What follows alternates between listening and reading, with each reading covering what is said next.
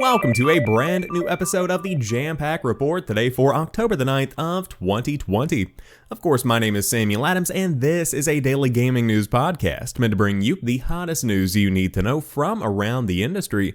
Hosted on YouTube and podcast services around the world 5 days a week, it is your one-stop shop for everything you need to know.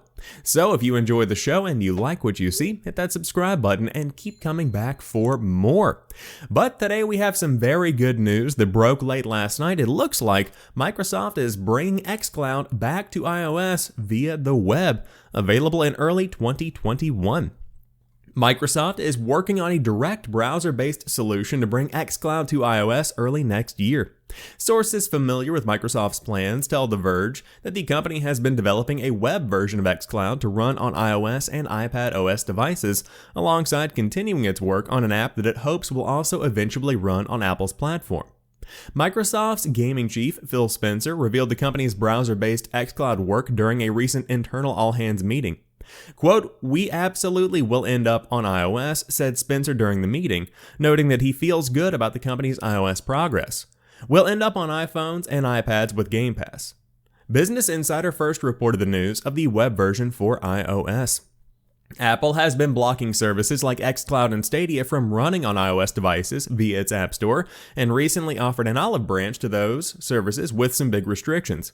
Apple insists that developers must individually submit their games as separate apps using their streaming tech. Microsoft and Google are free to create a catalog-style app that collects and links out to all these individual apps. Microsoft was not impressed with Apple's approach, and xCloud's potential launch on iPhones and iPads has been left in limbo as a result. "We understand Microsoft is targeting an early 2021 release for a web-based version of xCloud for Apple's devices. This browser version would bypass the App Store, just like Amazon is doing with its new Luna game streaming service." During the same all-hands call at Microsoft, Spencer also discussed the company's plans for xCloud on PC. Spencer described PC as a great opportunity for both Game Pass and game streaming. Microsoft is now aiming to bring xCloud to Windows 10 PCs in 2021. The software giant has been testing a preview version with employees for months, and it will debut at some point next year. A lot of big news in this story today. Now, for those that have not been keeping up with the situation, essentially, Apple is a very restrictive company when it comes to what competitors can play around on its App Store. And so for this game streaming service, essentially, Apple is not happy with it, and they booted the xCloud app off of the device shortly after its beta was beginning to wind down. In fact, they went ahead and just ended the beta early just before the launch of the service itself, which is doing very well on Android. And so with that kind of setting the pieces for the next move, it seems like Microsoft is doing what they can. Now, there are a couple of clues here that you could read into to find out what they're actually going to be doing, in my opinion. If you look, you see that they have this approval from Apple to create a catalog-style application that then links out to each individual game. So if they make a browser-based solution, then they could have a Game Pass or an xCloud app that you install on an iPhone that then links out into Safari or Google Chrome or Microsoft Edge, whatever kind of mobile browser you might be using, and you can then play the game that way. So it still is a one-stop shop kind of approach, but it's also not exactly ideal. The ideal scenario is to have what we had in the beta on iPhones, or to see what we had, or I should say what we have with Android devices, where you do just open up the app and you start playing a game. That is ideal. Now, I will say Amazon is also going the same route with its new Luna game streaming service that was announced a couple of weeks back, where it is all browser-based when it comes to Apple devices, of course.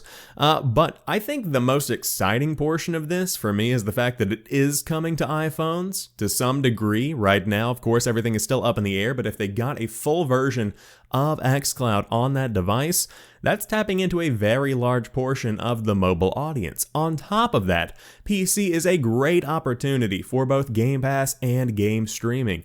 xCloud would be perfect on PC. Now, a lot of people might say, Sam, why would you need xCloud on your desktop PC? It's built for gaming. That's true. However, my MacBook isn't. However, my laptop that I use personally at home is not. I can't play games on either of those devices. And so to be able to stream directly to them, that sounds fantastic. I would love to be able to take my Xbox collection with me and play wherever. Plug an Xbox 360 controller into my small little laptop from 2014, boom, I'm good to go. That sounds wonderful. And that's what really gets me excited, because while it is nice to be able to connect an Xbox controller to my mobile device and play my Xbox games on the go, I would love to have a much larger screen. I would love to be able to actually have a high-resolution laptop monitor rather than just one of my small phones that I might have around. And so I would love to see the service come to PC. I think that really is where the money is. And for podcast listeners, there were air quotes on that because I think that's where the real value comes.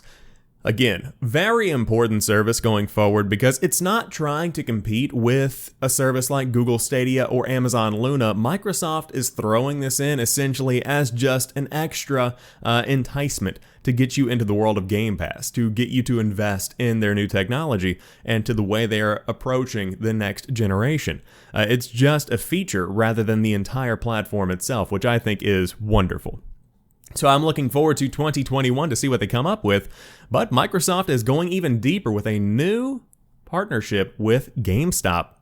Big news out of GameStop today. The in-store experience is going to morph from an underpaid employee asking if you would like to pre-order a game or buy a protection plan from behind a desk to an underpaid employee asking if you would like to pre-order a game or buy a protection plan with a Microsoft Surface in their hands. A new multi-year strategic partnership between GameStop and Microsoft will outfit store associates with Surface tablets. A press release from GameStop says the mobility of Microsoft Surface will allow associates to move freely within the store footprint, meeting the needs of customers faster and more efficiently. There is no escape. The crux of this deal is far more boring, though. It will also see GameStop's backend shift to Microsoft's Dynamics 365, which is a series of cloud-based business applications. GameStop will also move to Microsoft 365 and Teams at some point for better internal communication. Lastly, it's mentioned that Xbox All Access, the rent-to-own payment plan for next-gen Xbox, is coming to GameStop. That is nothing special, as All Access is already offered at other big box retailers like Walmart, Target, and Best Buy. Anyways, great news for GameStop employees who want to feel a little more tech savvy. Hopefully no one gets fired for streaming xCloud to their Surface while on the clock. So you can go read the entire press release, and in a lot of ways I'm agreeing with the team here at Destructoid, where they do have this kind of technology partnership. Essentially, they're out with the old, in with the new. They're trying to find new ways to meet the customer where they are and to allow them to improve sales. Because right now GameStop is failing. But technology is a big part of a successful business, and I think that being able to have the right devices and the right backend can greatly improve the way that a company works. Now, is that going to be enough to save GameStop? Maybe, but the big portion here is that GameStop and Microsoft are closely affiliating. Will that impact Xbox in any kind of way outside of the Xbox All Access program? That is yet to be seen. However, I do want to bring up something that I saw on Twitter from Benji Sales. Now, I want to make sure that I'm saying this correctly because I don't want to misspeak, but Benji Sales reports that a major multi-year deal between GameStop and Microsoft is happening, and that last part, GameStop earns lifetime revenue from each gamer brought into the Xbox ecosystem. Now, I want to find that in this statement because I did not see that. Hold on. So what was his exact lifetime revenue? Lifetime revenue. Let's see what that means. So in this statement, following decades as an essential provider of the Microsoft Xbox gaming platform and services, GameStop has expanded its Xbox family of product offerings to include Xbox All Access, which provides an Xbox console and 24 months of Game Pass Ultimate to players at no upfront cost. GameStop and Microsoft will both benefit from the customer acquisition and lifetime revenue value of each gamer brought into the Xbox ecosystem. So I see what Benji meant here, because that is not actually additional revenue. That is just the fact that both companies are benefiting off of this partnership. So nothing to be concerned about. I just didn't want to misspeak. Ultimately, this is just a technology back-end partnership. So you will be seeing a Surface in a GameStop store near you. That is assuming you still go to them. Now, speaking of next generation, of course, you will have to go to GameStop if you want to buy one of these new consoles, or you can go to another brick and mortar store, or you can just buy them online. But AMD is coming out swinging with a brand new line of CPUs, the Ryzen 5000. Everything you need to know from AMD's Zen 3 event. AMD have officially unveiled their next generation of Ryzen 5000 CPUs and their new Zen 3 core architecture. Launching worldwide on November 5th, 2020, AMD's new Ryzen 5000 CPUs will be headlined by the 12-core Ryzen 5 5900X, which promises up to 26 faster gaming performance compared to AMD's previous flagship CPU, the Ryzen 9 3900 XT, and record-breaking single-core performance that beats Intel's Core i9 10900K. Here is everything you need to know from tonight's Zen 3 event, including how much the Ryzen 9 5900X, 7 5800X, and 5 5600X are going to cost, and their individual specs. You can see the price and specs of each of these in the table down below, but ultimately the prices range from $549 all the way down to $299. Very, very affordable. Now, I'm not well versed in the world of AMD, but the way that I'm interpreting this is that essentially this is your i5, your i7, and your i9, and that is the Ryzen 5, the 7, and the 9 respectively. Now, when it comes to the power here, I think that the first paragraph here said it all. There is a new flagship chip that outperforms Intel's Core i9 10900K. And I've seen a lot of discussions around AMD on Twitter over the course of the past 24 hours, so take this with a grain of salt. But it seems that Intel builds their chips for performance. They build their chips for computing. They don't really build their chips for gaming. AMD is gearing everything they do towards gaming, so you could actually see a couple of little bells and whistles here that improve the experience on AMD just a little bit more because of the way they are tuned. Now, that's not to say that Intel is not phenomenal, and of course we've got more news coming from them in just a couple of months as well. However, here is everything you need to know about AMD's Zen 3 core architecture. These performance increases are largely down to AMD's new Zen 3 core architecture. They are still based on AMD's 7nm manufacturing process like their existing Ryzen 3000 series, but thanks to a redesigned core layout and new cache topology, Zen 3 allows the Ryzen 9 5900X to deliver up to 26% faster gaming performance as compared to the previous flagship CPU. Zen 3 will also result in a 19% generation-on-generation increase in IPC, or instructions per clock 2, which is the largest jump AMD have made in this area since the introduction of their original Zen architecture back in 2017. Zen 3 also brings new improvements to power efficiency, with AMD claiming that these Ryzen 5000 CPUs will be up to 24% more power efficient compared to their previous generation, which already had some of the best performance per watt figures in the biz. Indeed, to really drive the point home, AMD said that the Ryzen 9 5900X will deliver up to 2.8 times more performance per watt, than Intel's flagship Core i9 10900K. It's not just power efficiency where the Ryzen 9 5900X hopes to take the lead over Intel either, as AMD also showed off some gaming benchmarks that put the 5900X ahead of its Core i9 10900K in several big titles. As you can see above, AMD's benchmark figures for the Ryzen 9 5900X gaming performance show gains of up to 21% over the leading Intel flagship at 1920 by 1080 on high graphics quality, although there are still a handful of games where both chips are neck and neck. Intel maintained their lead in Battlefield 5, for example, and is only a single percent behind the 5900X in Total War 3 Kingdoms, and 2% slower in Far Cry New Dawn. Still, AMD claimed that on average, the 5900X is 7% faster in 1080p gaming compared to their Intel Comet Lake competition, and up to 26% faster than their previous generation of AMD chips. Though most surprising and perhaps most troubling about AMD's new Ryzen 5000 CPUs is the price. Historically, AMD have always managed to come in quite a bit under the cost of Intel rivals, but I have to admit I did a small wince when I saw how much these cost. $299 is quite the jump from the Ryzen 5 3600X's starting price of $249, for example, and it gets even bigger when you consider the Ryzen 5 3600's launch price only coming in at a mere $199. Similarly, the Ryzen 7 3700X launched for $329 last year, and even the Ryzen 7 3800X only topped out at $399. The Ryzen 7 5800X, on the other hand, is another $100 on top of the 3800X, making it more expensive than the Core i7 10700K, which was, at last check, down to $374 in the My CPU Deals Roundup. Of course, I'll have to wait and see how all three CPUs perform before we can start making more concrete assumptions about whether they are going to be as good of a value as their Ryzen 3000 predecessors or not, but those prices do have me a bit worried all the same, she writes, Catherine Castle at Rock Paper Shotgun. Still, as an early glimpse of what to expect on November the 5th, there is certainly a lot to like here. Let's just hope these performance gains end up satisfying those that are concerned about prices. This is big because this is essentially what Intel is going to be competing with whenever they make their next big announcement, and ultimately this is a solid CPU lineup either way. The prices are more in line with Intel, they're not quite as bang for your buck deals as you've gotten from AMD in the past, but ultimately if you are considering building a new CPU,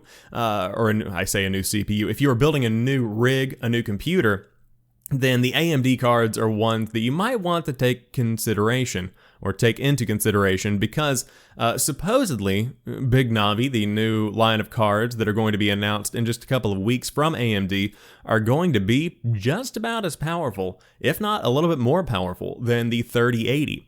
So if you want to build an AMD rig, then you have the option to build a Ryzen-powered gaming rig with Big Navi graphics instead of an Intel-powered gaming rig with a 3080. Now, of course, parts are all interchangeable. You can go to PCPartPicker.com and figure out what is compatible with your build.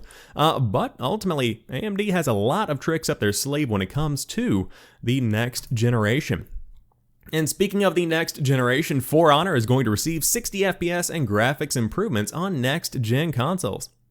Ubisoft has confirmed in a Warriors Den livestream that For Honor, Ubisoft's unique melee third-person fighting game where knights, Vikings, and samurai face off, will be fully playable on next-gen consoles such as the Series X and Series S, as well as the PlayStation 5. In-game progress, not performance, for levels, gear, and cosmetics will be transferred over to the new consoles for free as well, providing you stick with the same console brand. In addition, Ubisoft also announced that For Honor is getting some enhancements for next-gen players. Water reflections, distant detail, shadow resolution, and texture filtering are all getting improved, and players on Series X and PlayStation 5 will be able to play the game in 4K. Folks who play on the Xbox Series S will be limited to 1080p, however. Also, and perhaps most importantly, For Honor will get an update at a later unknown date that brings the game up to 60 FPS on next-gen consoles, something PC players have been enjoying since the game's launch in 2017. Now, you can get the game right now for $30 on Xbox and PC if you do want to go ahead and get ready for the next generation. This game continues to pop out every now and again, and they always have these big player numbers.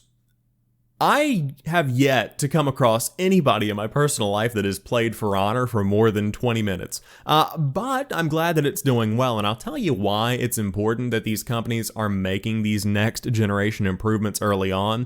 And that is because, especially during this launch period, you might think there's going to be a lot of games to play.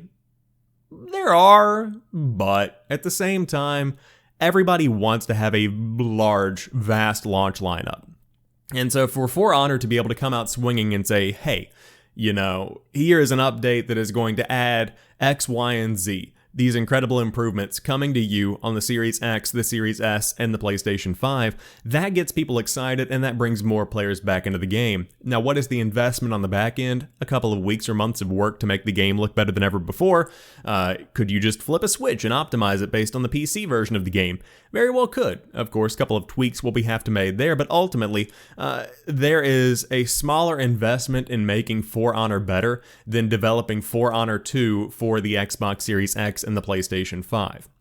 So I totally understand where they're coming from, and if you happen to be a fan of For Honor, you can check out the 60 FPS and graphics improvements on next-gen consoles whenever the game is going to launch with an update later this year. Of course, now there is no date that is given, so hopefully we will be seeing something relatively soon in terms of when that might launch, but it could be as late as 2021 as well. Now moving on to the next story, speaking of launch lineups, Bugsnax will be a PlayStation 5 launch title. I'm not going to read this entire article here because quite frankly, the title says it all. So Bugsnax, PlayStation 5 launch title. If you don't know what Bugsnax is, it's this game that went viral over the summer for a very smart marketing campaign they did on social media. But ultimately, this is kind of like Pokemon Snap combined with a small exploration game like Ape Escape. It's hard to really explain, but there's something mysterious going on behind the scenes within the world of Bugsnax, and so we were always wondering, is it actually going to be a next-gen launch game? And it turns out that it is. Now, of course, this is from the makers of Octodad Deadliest Catch, and it will be part of the PlayStation 5 launch lineup, debuting on November the 12th alongside Sony's next-gen console. When it comes to pricing, Young Horses will also release Bugsnax on PS4 and Windows PC the same day, priced at $24.99 on all platforms. And of course, if you do want to dive in, it is going to be a pretty good time. This is not going to be a console seller, but for fans of indies, this is going to be one of the first big ones that kind of went viral on the PlayStation 5. So if you do want to dive in, that's going to be hitting on November the 12th. Now, a new report from Eurogamer shares more about Marvel's Avengers and the developer promising updates as interest in the game fades and player numbers dwindle. Yesterday, a Forbes report highlighted Steam charts numbers suggesting the game's PC audience had slumped to between 1,000 and 2,000 people a month after launch, low enough for the game to begin experiencing matchmaking issues. In response, Crystal Dynamics boss Scott Amos issued a lengthy statement to Kotaku on the studio's plans for the game in the near-term future, and said he is confident players will return to the game on PC as well as PS4 and Xbox One. To our players, every day we fight to make the best game possible for our community. We have a great community management team at Crystal Dynamics and Square Enix who funnel all of your concerns, questions, suggestions, and feedback to the development team daily. We are listening, we are making fixes, improvements, and additions as fast as we safely can to make Marvel's Avengers the game we all aspire it to be. 2 new characters are on the horizon, Amos said, the previously announced Kate Bishop and Clint Barton versions of Hawkeye, alongside a new Warzone mission type called Tachyon Rifts, a new outpost that is a jumping off point for new story missions in the future, and AIM's Cloning Lab, which requires a coordinated high-level group of 4 players to beat with new top-end loot rewards. More information on the timing for these additions will arrive in a blog post next week. Quote, "We are confident that we'll see PC players, as well as those on Xbox One and PlayStation 4, return to the game as we add exciting new late-game content and demonstrate that we continue to be focused on improving the game," Amos concluded. I think that the big problem here with Marvel's Avengers, specifically on PC, is that the PC community isn't as immediately enticed by the name Marvel's Avengers. It's an incredibly important brand, and I think that players on the PlayStation 4 and the Xbox One will still continue to support the game for years to come, because in the world of a 12-year-old or 13-year-old, being able to jump into Marvel's Avengers and immediately start running missions as Iron Man, Thor, Hawkeye, whoever, that's a cool addition to your lineup, and it's also going to see a big resurgence on the PS5 and the Series X as well. But for PC players, there's a whole world of games out there to play, and they might not necessarily see the Avengers and think, oh, that's probably a must-play. Now, on top of that, I also want to mention that the updates that are coming out, they don't get me invested because I'm not a huge Marvel fan, and I don't know if they're really gearing it towards getting people back into the game. Like, if you were to say, hey, 2 new characters are coming to the Avengers, if you told me that it was Kate Bishop and Clint Barton versions of Hawkeye, that sounds like a skin to me, like if I'm being quite honest with you here. And then these Tachyon Rifts, a new outpost, I have flashbacks to Anthem whenever I read this little update from Amos. And that's not a dig at the studio, that's just saying that all of this work is being done and it's not connecting with me and it's not enticing me to get back into the game.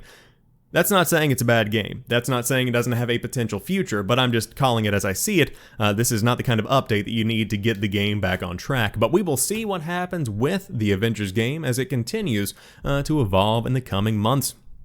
Now, speaking of games that continue to evolve, Star Wars Squadrons is not one of them. There are no plans for DLC or extra modes according to EA. I read joy and then I said according and I was like, according. I also watched The Sopranos last night, so maybe that had something to do with it. Ever since the Star Wars Battlefront 2 loot box fiasco, it feels like EA has been trying to win back popular support for its Star Wars license, with Respawn's Fallen Order and Motif Studios' Squadrons choosing to avoid microtransactions entirely. Squadron's release so far seems to have gone down well with the community, and many fans have requested Motive continue to support the game with additional multiplayer modes. Unfortunately, doesn't sound like that's happening. In an interview with Upload VR, creative director Ian Fraser confirmed the team is not treating Squadrons as a live service. "We don't want to say it's almost done and then dribble up more of it over time, which to be honest is how most games work these days," he added. "So we've tried to treat it in kind of an old school approach, saying you've paid the $40, this is the game, and it's entirely self-contained. We are not planning to add more content, this is the game, and we hope you understand the value proposition." That sounds like a pretty firm no as things stand, and if you were one of the people hoping for a map on a planet's surface, that seems doubly unlikely. "From pretty early on, we wanted to be a space combat game, emphasis on space," Fraser said. "So even though we do go into the outer atmosphere of Yavin Prime, we never go anywhere truly terrestrial because we wanted to separate the game in that flavor from something like Battlefront, which we already have. It is a real shame Squadrons won't see further development, particularly considering its multiplayer is built on such strong foundations and has the potential to be even better with more maps and modes. As many in the community have observed, the community's wish for further multiplayer support feels ironic given the strength of the backlash to Battlefront 2. Isn't it funny that EA's big promise was to release this as a standalone and complete title, and now we're practically begging them to make it a games as a service, said one popular Reddit post.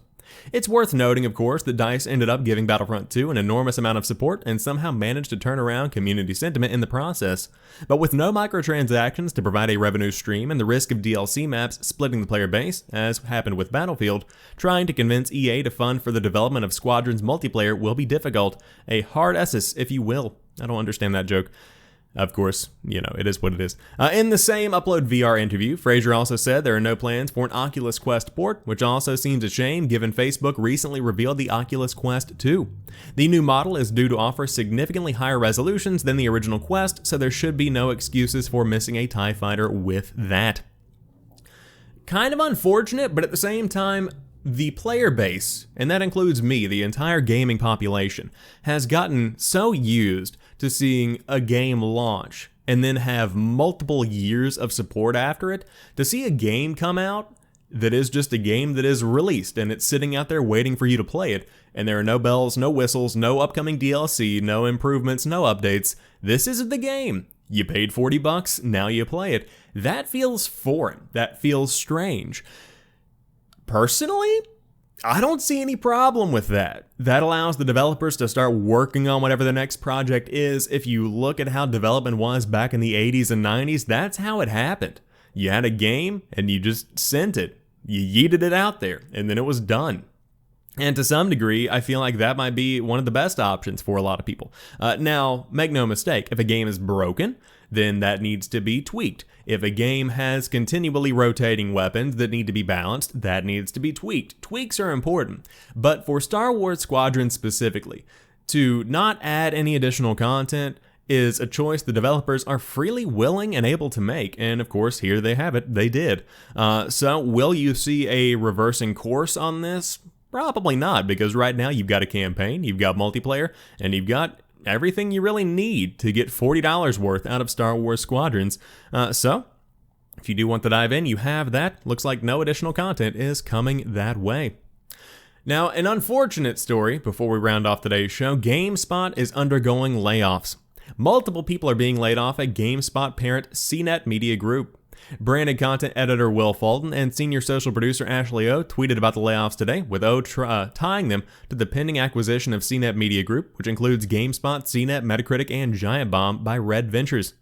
A Red Ventures rep told GamesIndustry.biz, quote, "As part of Red Ventures' acquisition agreement with Viacom CBS, Red Ventures will retain a vast majority of CNET Media Group employees and assets under the Red Ventures business umbrella.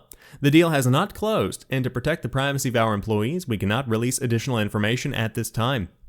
Red Ventures agreed to acquire CNET Media Group from Viacom CBS for $500 million last month. CBS only originally acquired the websites in 2008 for $1.8 billion. On the layoff.com, a discussion board where people can anonymously post rumors of job cuts, a post from 2 days ago said layoffs at CNET Media Group would happen between October 9th and October the 13th and impact all brands. Never a good story to read that people in the games media are seeing job uncertainty at the least and job cuts at the most. Huge bummer. Very unfortunate part of corporate America where you have these big acquisitions and then they start cutting the fat off of them. Also worth mentioning, wow, CBS bought them for $1.8 billion and then Red Ventures is acquiring them for $500 million. Ooh, that's a little bit of a deal there. However, back to the point. For those that are seeing their jobs impacted, best of luck. Of course, there are plenty of incredibly talented people at all of these resources here. These are places that I follow on the daily. But GameSpot, huge source for news. Metacritic, very important. Giant Bomb, also very important as well. And CNET, a tech giant. And so hopefully everybody lands on their feet. Now, to round off on a bit of a lighter note, Mortal Kombat 11 is adding Rambo as a DLC character, and it's coming to PS5 and Xbox Series X and S. Of course, there are other characters as well, Rain and Milena, but hey, we'll get into that in a moment. Mortal Kombat 11 will add Sylvester Stallone's Rambo as a DLC character, alongside classic characters Milena and Rain. Mortal Kombat 11 will also receive an Ultimate Edition arriving on November 17th, with both the base and Ultimate versions of the game coming to PS5, Series X, and Series S, with free upgrades for current-gen owners. Mortal Kombat 11 Ultimate will comprise the base game, the Aftermath expansion, and Combat Packs 1 and 2. It will be released on PS5, PS4, Series X, S, Xbox One, Switch, PC, and Stadia. A physical collector's edition will contain all of the above, as well as a Sub-Zero mask bust, exclusive steel case, commemorative magnet coin, authenticity plate, and exclusive DLC. Next-gen versions of the game will feature 4K dynamic resolution, enhanced visuals, improved loading times, and more. Mortal Kombat 11 and Mortal Kombat 11 Ultimate owners will qualify for free upgrades from PS4 and Xbox One to PS5 and Series consoles. Crossplay is also available across PS4, PS5, Series X and S, and Xbox One in select modes. Combat Pack 2 contains Rambo, Milena, and Rain and is available to purchase separately. You can check out a trailer with a first look at Rambo, Rain, and Milena below. Rambo has been designed based on his original 1982 First Blood look and has been fully voiced by Sylvester Stallone. Rain has had his classic moves reimagined and now uses a guitar and can open a rift to a previously unknown watery realm. Milena also now uses her claws as well as a sai in her attacks. Pre-ordering Mortal Kombat 11 Ultimate and its Collector's Edition or Combat Pack 2 will net you an additional Time Warrior skin pack, which includes a Dark Web Noob Saibo, HCF Halt and Catch Fire Liu Kang, and Blood Moon Scarlet. We awarded the recent Aftermath expansion a 7 out of 10 review, saying, quote, "There is not enough meat on Mortal Kombat 11 Aftermath's bones to feel like a full expansion, but 2 of its 3 new characters are excellent and the brief campaign is fun while it lasts." I love Rambo, and I love Rambo in Mortal Kombat 11. The trailer itself you can check out on the official Mortal Kombat, channels and whatnot. But ultimately, to be able to see Rambo walking out of the forest and start unloading on Rain and Milena, totally down for that. So if you are a fan of Mortal Kombat, of course, the game is coming to next-gen consoles. On top of that, you will be able to play with, of course, Rambo, and hypothetically, you could pair the Terminator up against Rambo. What a world to live in, ladies and gentlemen. But that rounds out today's episode of the Jampack Report. If you enjoyed today's show, drop me a like down below and let me know what you think about everything we talked about here today. But specifically, would you dive into xCloud if given the chance on an iPhone? And on top of that, let's pick one out. Will you pre-order Bugsnax on PS5? There you have it. Talking about Bugsnax. But until Monday, you guys have a fantastic weekend. I'll talk to you soon, and peace.